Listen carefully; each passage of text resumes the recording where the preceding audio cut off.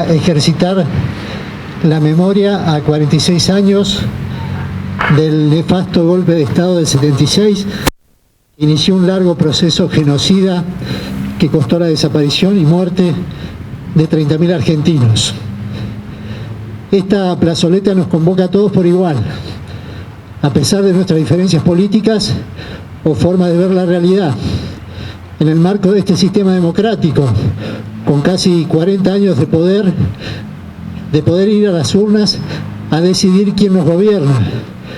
Una democracia que aún adolece de imperfecciones, pero que no tenemos duda es el sistema en el que queremos vivir.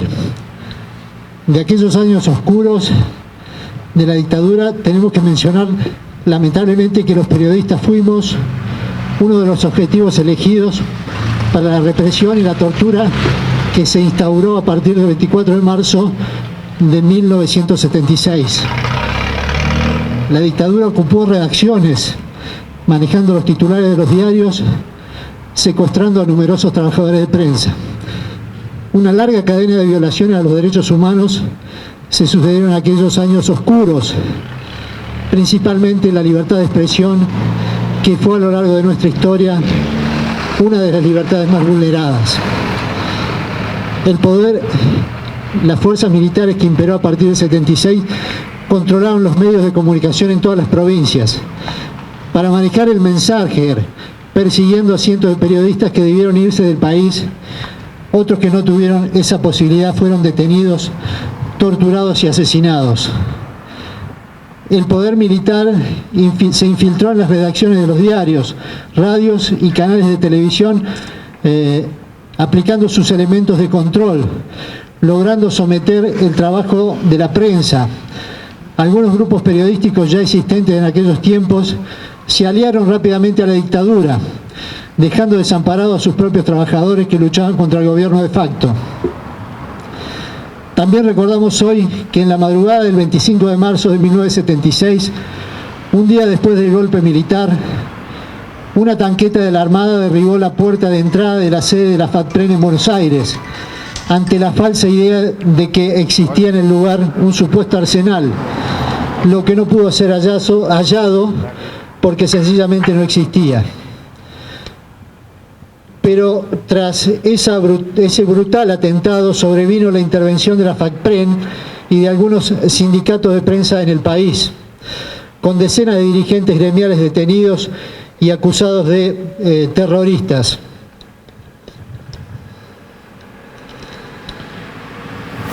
En muchas empresas periodísticas hubo persecución y despidos, argumentándose abandono de tareas, cuando en realidad muchos compañeros preferían faltar a su trabajo en el diario o la radio y alejarse tras recibir amenazas de muerte por parte de bandas paramilitares que operaban para el gobierno dictatorial. Al finalizar la dictadura se contabilizaron 128 periodistas detenidos y desaparecidos, una lista de nombres que no podemos ni debemos olvidar. Entre los compañeros desaparecidos recordamos al periodista Rodolfo Walsh y su carta a la Junta Militar publicada el 24 de marzo de 1977, a un año del golpe, y que le costó su secuestro al día siguiente de esa publicación, con su posterior desaparición hasta la fecha. Cuando una familia no tiene acceso a una vivienda o a un pedazo de tierra, se están violando derechos consagrados en nuestra Constitución. Cuando una persona no puede contar con un trabajo digno que le permita vivir, mantener a su familia y el Estado no genera las condiciones para que eso ocurra, se violan derechos. Y así podríamos mencionar la educación, en crisis en nuestra provincia desde hace varios años, con chicos que han salido del sistema, con escuelas que no están en condiciones. Ahí también se violan derechos humanos. Por esto y muchas cosas más es que creemos necesario que desde el Estado municipal crear una secretaría o área que se ocupe de velar por los derechos humanos de su población, que aborde la conflictividad social desde esa perspectiva, en un espacio en que todos los sectores políticos y organizaciones de la comunidad participen aportando ideas y proyectos que nos permitan salir de esta crisis.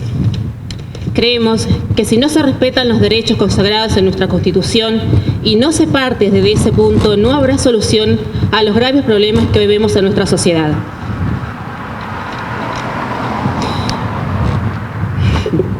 Por último, queremos recordar que mañana, 25 de marzo, se conmemora el Día del Trabajador de Prensa.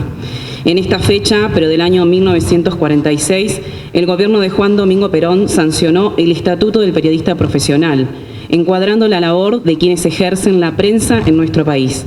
Hasta aquella sanción del estatuto, el trabajo del periodista era un trabajo esclavo, en donde solo se cobraba los días trabajados y no se contaba con vacaciones, pago de feriado, días de descanso.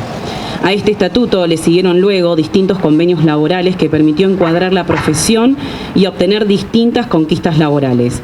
Sin embargo, aún persiste mucha precarización en los medios de comunicación en Esquel y otras ciudades del país. Es una lucha permanente que FATPREN y muchos sindicatos vienen dando contra esa precarización.